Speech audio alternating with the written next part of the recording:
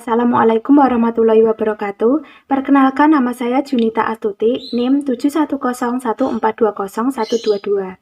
Kali ini saya akan menampilkan video pembelajaran yang sesuai dengan jurusan saya, yaitu Pendidikan Ekonomi Akuntansi, dengan materi konsep umum perpajakan. Video pembelajaran ini saya buat untuk memenuhi tugas UTS pengantar ilmu pendidikan yang diampu oleh Bapak Imam Sofwan, SPD, MPD. Sebelum masuk ke materi, kita harus mengetahui tujuan pembelajaran terlebih dahulu. Tujuan pembelajaran kita yaitu setelah menonton video pembelajaran ini, diharapkan mahasiswa mampu mengetahui dan memahami konsep umum perpajakan. Pertama-tama, kita harus mengetahui apa itu pajak.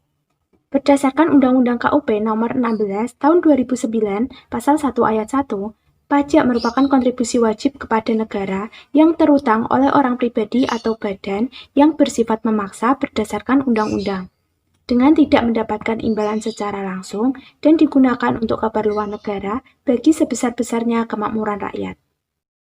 Pajak memiliki beberapa fungsi. Yang pertama yaitu fungsi anggaran atau budgeter. Artinya, pajak berfungsi sebagai sumber pendapatan negara, dan pajak digunakan untuk membiayai pengeluaran-pengeluaran negara. Untuk menjalankan tugas-tugas rutin negara dan melaksanakan pembangunan, negara membutuhkan biaya. Biaya ini dapat diperoleh dari penerimaan pajak. Misalnya, pajak digunakan untuk pembiayaan rutin seperti belanja pegawai, belanja barang, pemeliharaan, dan lain sebagainya. Yang kedua yaitu fungsi mengatur atau reguler. Pemerintah dapat mengatur pertumbuhan ekonomi melalui kebijaksanaan pajak. Dengan fungsi mengatur, pajak bisa digunakan sebagai alat untuk mencapai tujuan. Contohnya, dalam rangka menggiring penanaman modal baik dalam negeri maupun luar negeri, diberikan berbagai macam fasilitas keringanan pajak. Yang ketiga yaitu fungsi stabilitas. Dengan adanya pajak, pemerintah memiliki dana untuk menjalankan kebijakan yang berhubungan dengan stabilitas harga, sehingga inflasi dapat dikendalikan. Hal ini bisa dilakukan dengan mengatur peredaran uang di masyarakat, pemungutan pajak, dan penggunaan pajak yang efektif dan efisien. Yang keempat yaitu fungsi redistribusi pendapatan. Pajak yang sudah dipungut oleh negara akan digunakan untuk membiayai kepentingan umum, termasuk juga untuk membiayai pembangunan, sehingga dapat membuka kesempatan kerja yang pada akhirnya akan dapat meningkatkan pendapatan masyarakat. Selanjutnya, saya akan menjelaskan mengenai sistem pemungutan pajak di Indonesia. Sebelumnya, kita harus mengetahui terlebih dahulu apa itu sistem pemungutan pajak. Sistem pemungutan pajak merupakan sebuah mekanisme yang digunakan untuk menghitung besarnya pajak yang harus dibayar wajib pajak ke negara. Di Indonesia berlaku 3 jenis sistem pemungutan pajak. Yang pertama yaitu self-assessment system, merupakan sistem pemungutan pajak di mana penentuan besaran pajak yang harus dibayar dihitung sendiri oleh wajib pajak yang bersangkutan. Dalam tahap assessment system, wajib pajak merupakan pihak yang berperan aktif dalam menghitung, membayar, dan melaporkan besaran pajaknya ke kantor pelayanan pajak atau melalui sistem administrasi online. Lalu bagaimana peran pemerintah dalam self-assessment system? Peran pemerintah dalam sistem pemungutan pajak ini yaitu sebagai pengawas dari aktivitas perpajakan para wajib pajak. Yang kedua yaitu Official Assessment System, merupakan sistem pemungutan pajak yang membebankan wewenang untuk menentukan besar pajak yang terutang pada fiskus atau aparat perpajakan sebagai pemungut pajak. Dalam Official Assessment System, wajib pajak bersifat pasif, dan pajak terutang muncul setelah dikeluarkannya surat ketetapan pajak oleh fiskus. Yang ketiga yaitu Withholding System, di mana besarnya pajak dihitung oleh pihak ketiga yang bukan merupakan wajib pajak dan bukan juga merupakan aparat pajak atau fiskus. Biasanya dilakukan oleh bendaharawan. Contohnya, pemotongan penghasilan karyawan yang dilakukan oleh bendahara instansi terkait. Selanjutnya, saya akan menjelaskan mengenai teori pemungutan pajak. Dalam memungut pajak, ada beberapa teori yang digunakan. Yang pertama, teori asuransi. Menurut teori asuransi, negara memungut pajak karena negara bertugas untuk melindungi warga negara dan segala kepentingannya, keselamatan dan keamanan jiwa serta harta bendanya. Dalam teori ini, pembayaran pajak disamakan dengan pembayaran premi, seperti halnya perjanjian asuransi atau pertanggungan. Yang kedua, teori kepentingan. Menurut teori kepentingan, negara memungut pajak karena negara melindungi kepentingan jiwa dan harta benda warganya.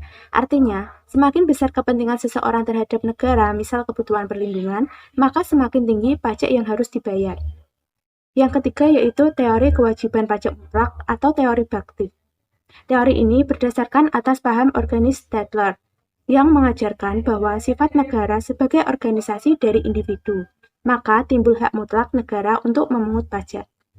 Oleh karena itu, pembayaran pajak merupakan bentuk bakti masyarakat kepada negara. Yang keempat yaitu teori asas daya beli. Menurut teori ini, fungsi pemungutan pajak disamakan dengan pompa. Artinya, mengambil daya beli dari rumah tangga masyarakat untuk rumah tangga negara, dan kemudian menyalurkannya kembali ke masyarakat dengan maksud untuk memelihara hidup masyarakat dan membawanya ke arah tertentu. Teori ini mengajarkan bahwa penyelenggaraan kepentingan masyarakatlah yang dianggap sebagai dasar keadilan pemungutan pajak. Yang kelima yaitu teori daya pikul. Teori ini menekankan asas keadilan dalam pemungutan pajak. Artinya, pajak yang dibayar harus sesuai dengan daya pikul masing-masing orang. Selanjutnya, saya akan menjelaskan tentang stelsel pajak. Sebelumnya, kita harus tahu dulu apa itu stelsel pajak. Stelsel pajak merupakan sistem pemungutan pajak yang digunakan untuk menghitung besarnya pajak yang harus dibayar oleh wajib pajak. Pemungutan pajak dapat dilakukan dengan 3 jenis stelsel, yaitu yang pertama stelsel nyata atau real, merupakan salah satu jenis pemungutan pajak yang didasarkan pada objek atau penghasilan yang diperoleh sesungguhnya. Oleh karena itu, pemungutan pajak dilakukan pada akhir tahun, yaitu setelah semua penghasilan yang sesungguhnya dalam 1 tahun pajak tersebut diketahui. Contoh pajak yang dipungut berdasarkan stelsel nyata antara lain PPh pasal 21, PPh pasal 22, PPh pasal 23, PPh pasal 4 ayat 2, dan PPh pasal 26. Yang kedua yaitu stelsel anggapan atau fiktif. Stelsel ini menyatakan bahwa pemungutan pajak dilakukan di awal tahun pajak didasarkan pada anggapan yang diatur oleh undang-undang. Misalnya, penghasilan 1 tahun pajak dianggap sama dengan tahun sebelumnya. Contoh, angsuran bulanan PPh pasal 25 yang didasarkan penghasilan di tahun sebelumnya. Yang ketiga yaitu stelsel campuran. Jenis stelsel ini merupakan kombinasi antara stelsel nyata dan stelsel anggapan. Pada awal tahun, besarnya pajak dihitung berdasarkan suatu anggapan. Kemudian pada akhir tahun, besarnya pajak disesuaikan dengan keadaan sebenarnya. Apabila kenyataannya jumlah pajak lebih besar daripada pajak menurut anggapan, maka wajib pajak harus menambah pembayaran. Sebaliknya, apabila besar pajak menurut kenyataan lebih kecil daripada menurut anggapan, maka wajib pajak dapat meminta kembali kelebihan atau restitusi dan dapat juga dikompensasikan. Selanjutnya, saya akan menjelaskan mengenai asas pemungutan pajak. Asas pemungutan pajak merupakan dasar dan pedoman yang digunakan pemerintah saat membuat peraturan atau melakukan pemungutan pajak. Ada 3 jenis asas pemungutan pajak yang sering digunakan. Yang pertama, asas domisili atau tempat tinggal. Pemungutan pajak dilakukan berdasarkan domisili atau tempat tinggal seseorang. Asas domisili diberlakukan kepada setiap warga negara yang berdomisili di negara tersebut. Contohnya, Miss Catherine sudah tinggal di Indonesia selama 1 tahun dan ia memperoleh penghasilan dari Indonesia. Maka, aturan perpajakan di Indonesia mengharuskan Miss Catherine untuk membayar pajak karena sudah tinggal di Indonesia lebih dari 183 hari dalam 12 bulan dan memperoleh pendapatan dari Indonesia. Kedua, asas kebangsaan. Pemungutan pajak dilakukan berdasarkan kebangsaan seseorang. Contohnya, tenaga kerja Indonesia yang bekerja di Arab Saudi selama 1 tahun wajib membayar pajak ke pemerintah Indonesia. Yang ketiga yaitu asas sumber. Asas sumber ini menyatakan bahwa negara berhak mengenakan pajak atas penghasilan yang bersumber dari wilayahnya tanpa memperhatikan tempat tinggal wajib pajak. Asas pengenaan pajak di Indonesia.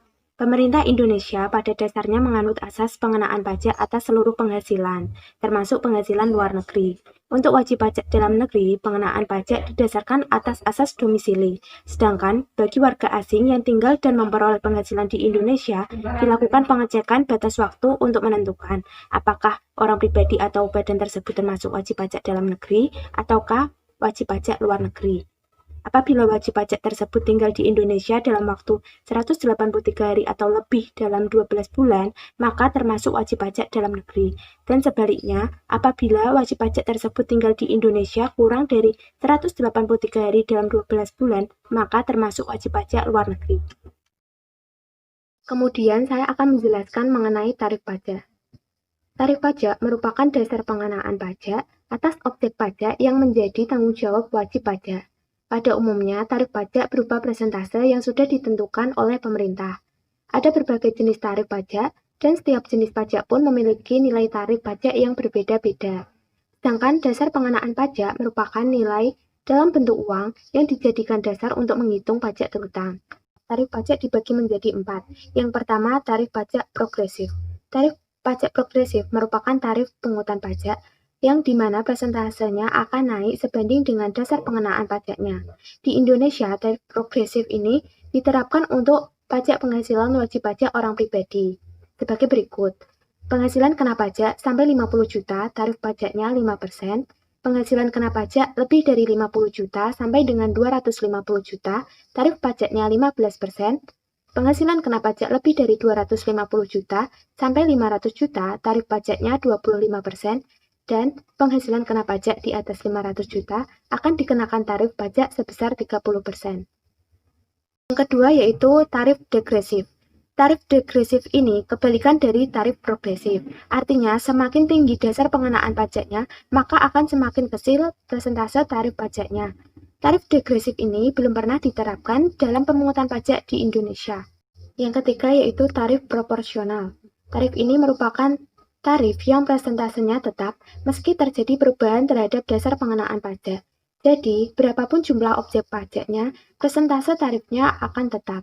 Contohnya, pajak pertambahan nilai sebesar 10% dan PBB sebesar 0,5% dari berapapun jumlah objek pajaknya. Yang keempat yaitu tarif tetap atau regresif. Tarif tetap artinya tarif pajak yang nominalnya tetap tanpa memperhatikan jumlah yang dijadikan dasar pengenaan pajak. Tarif tetap dapat diartikan sebagai tarif pajak yang akan selalu tetap sesuai dengan peraturan yang telah diberlakukan. Seperti biaya materai dengan nilai dan nominal sebesar 3.000 dan 6.000. Yang terakhir, saya akan menjelaskan mengenai pengelompokan pajak. Pajak dikelompokkan berdasarkan golongannya, sifatnya, dan lembaga pemungutannya.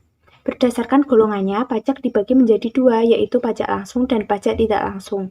Pajak langsung merupakan pajak yang bebannya ditanggung sendiri oleh wajib pajak dan tidak bisa dilimpahkan kepada orang lain. Contohnya pajak penghasilan. Pajak penghasilan ditanggung atau dibayarkan sendiri oleh pihak tertentu yang memperoleh penghasilan tersebut.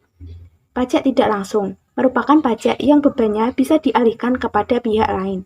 Contohnya, pajak pertambahan nilai. Pajak pertambahan nilai dibayarkan oleh produsen atau penjual, tetapi dapat dibebankan kepada pembeli.